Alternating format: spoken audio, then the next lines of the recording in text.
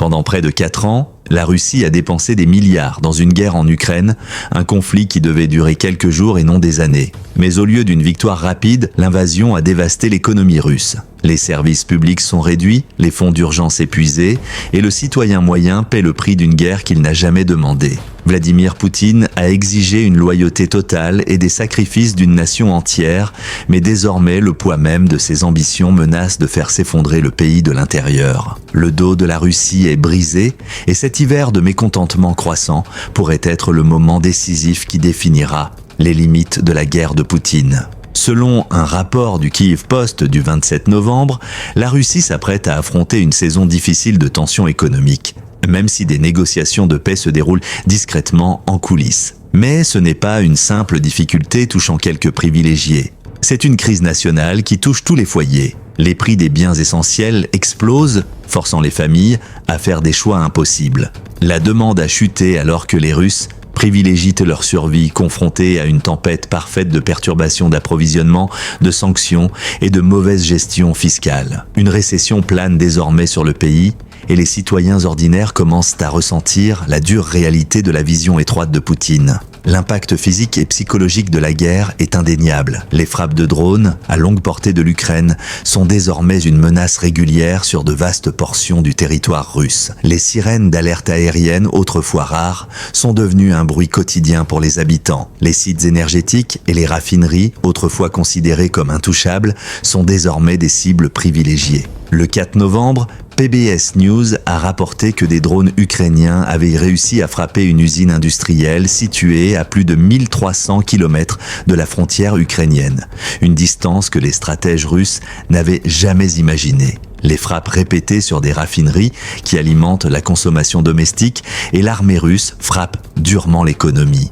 Entre janvier 2024 et le 16 mars 2025, l'Ukraine a lancé 61 attaques de drones sur 24 raffineries clés et la deuxième moitié de 2025 a vu une intensification de la stratégie. Chaque raffinerie réparée était rapidement mise hors service à nouveau, créant un cycle de perturbations qui maintient la Russie sous pression. Pour vouloir mettre fin à la guerre, il faut voir le bord du précipice. La Russie n'y est pas encore. Peut-être pas encore, mais ce bord est dangereusement proche. L'inflation est galopante, augmentant plus vite que les salaires. Des Russes comme Elena ont déjà commencé à réduire leurs dépenses essentielles, achetant moins de vêtements et renonçant aux produits importés trop chers. L'inflation chronique frappe le pays depuis plus d'1 an. En novembre 2024, l'inflation mensuelle avait atteint 9% pendant l'été, ne redescendant qu'à 8,5% en octobre. Début 2025, elle frôlait les 10% avec un léger soulagement seulement en septembre. Le Kyiv Post rapporte que l'inflation a légèrement baissé à 6,8% en novembre.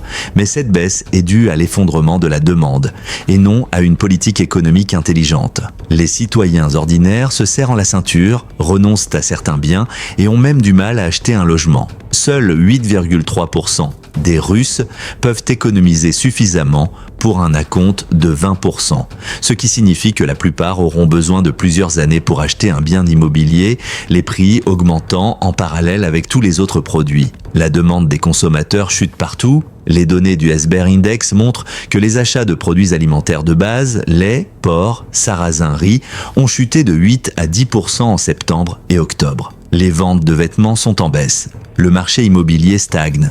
Et cette crise ne touche pas seulement les ménages. L'industrie russe souffre partout. La poussée de Poutine vers une économie de guerre a dévasté les secteurs non liés à l'armement. La production ralentit, la croissance du PIB s'effondre et le transport ferroviaire de fret, le cœur logistique de la Russie, s'écroule. Entre janvier et septembre 2025, le chargement de fret a chuté de 7%, laissant 600 000 wagons de fret inutilisés. Sans transport efficace, même le secteur de la défense peine à approvisionner les troupes en Ukraine. D'autres industries subissent le même sort. Le secteur forestier russe devrait se contracter de 20 à 30% en 2026 en raison de taux d'intérêt élevés, d'un rouble fort et des sanctions occidentales. La demande en acier, charbon, automobile, produits alimentaires et même services financiers est en baisse. La dette des entreprises s'envole à 19,4%, celle des particuliers à 12%. Les entreprises réduisent de leurs coûts, les licenciements augmentent et les salaires diminuent, réduisant encore la demande intérieure. La croissance du PIB est déjà en chute libre. T1 2025 à 1,4%, T2 à 1,1%, T3 à 0,6%. La trajectoire pointe droit vers la récession. Parallèlement, les attaques ukrainiennes contre les raffineries et infrastructures énergétiques aggravent la crise.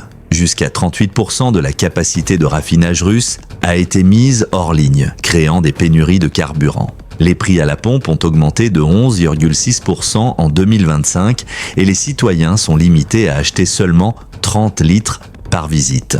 Le ministre russe de l'énergie impute cela à des achats paniques, mais la réalité est que les frappes ukrainiennes paralysent l'approvisionnement. Une production énergétique réduite entraîne moins de revenus, obligeant la Russie à puiser dans ses fonds d'urgence, à accroître l'emprunt et même à vendre de l'or provenant du Fonds national de richesse pour combler le déficit budgétaire prévu à 2,6% du PIB d'ici la fin de l'année. Les sanctions ajoutent une pression supplémentaire. Les mesures américaines contre Rosneft et Lukoil, combinées aux restrictions d'autres alliés occidentaux, visent à priver la Russie de revenus tout en maintenant Poutine sous contrôle.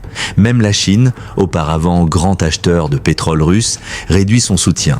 Parallèlement, le recrutement d'environ 29 000 soldats par mois épuise davantage le trésor. En juillet, la Russie avait dépensé plus de 25,6 milliards de dollars pour le personnel, rien qu'au premier semestre 2025, soit plus de 51 milliards pour l'année entière, sans compter l'armement, la formation et les fournitures. Les réponses de Poutine, nouvelles taxes, TVA accrue et prélèvements sur l'électronique sont insuffisantes. Les petites entreprises et les consommateurs sont pressurés, aggravant la situation économique catastrophique. Pendant ce temps, les élites de l'énergie russe tentent de présenter les sanctions comme une menace globale, affirmant que les politiques occidentales se retourneront contre elles. En réalité, ces mesures, combinées aux frappes ukrainiennes, continuent d'éroder la base financière de la Russie. Le dos de la Russie est déjà brisé et le pays est au bord du gouffre. Sans changement significatif, qu'il s'agisse de négociations de paix, de réformes fiscales ou d'ajustements militaires, Poutine risque de voir son économie s'effondrer sous le poids de ses ambitions. L'hiver du mécontentement approche et il pourrait bien devenir le tournant décisif qui définira non seulement l'avenir de la Russie, mais aussi les limites de sa guerre en Ukraine. Mais les problèmes économiques ne sont que la partie visible de l'iceberg. La guerre a désormais un impact direct sur la vie quotidienne de millions de Russes. Les coupures de courant deviennent plus fréquentes, le chauffage se fait rare dans certaines régions, et la crainte des frappes de drones ukrainiens est omniprésente. Des villes entières, jadis considérées comme sûres, subissent désormais des attaques qui perturbent les infrastructures essentielles et paralysent la production industrielle. Les raffineries d'énergie, piliers de l'économie russe, sont ciblées encore et encore, rendant le carburant rare et hors de prix pour l'utilisateur moyen. La classe moyenne voit son pouvoir d'achat fondre à vue d'œil. Les familles russes doivent choisir entre se nourrir correctement ou chauffer leur logement. Les files d'attente s'allongent aux stations-service, les prix des denrées de base explosent et les achats de produits importés deviennent un luxe inaccessible. Même l'immobilier devient un rêve lointain. La plupart des Russes ne peuvent plus économiser pour un acompte. Les salaires stagnent et l'inflation grignote les économies durement gagnées. Chaque nouveau drone ukrainien qui frappe une raffinerie ou une infrastructure énergétique agit comme un rappel brutal. La guerre ne touche plus seulement le front. Elle frappe directement le quotidien des Russes. La pression monte et le mécontentement populaire s'étend. Pour la première fois, l'ombre d'une véritable crise sociale plane sur la Russie. Si Poutine ne change pas de stratégie rapidement, il ne s'agira plus seulement de sanctions ou d'inflation, le pays tout entier pourrait basculer dans un hiver de colère et de chaos.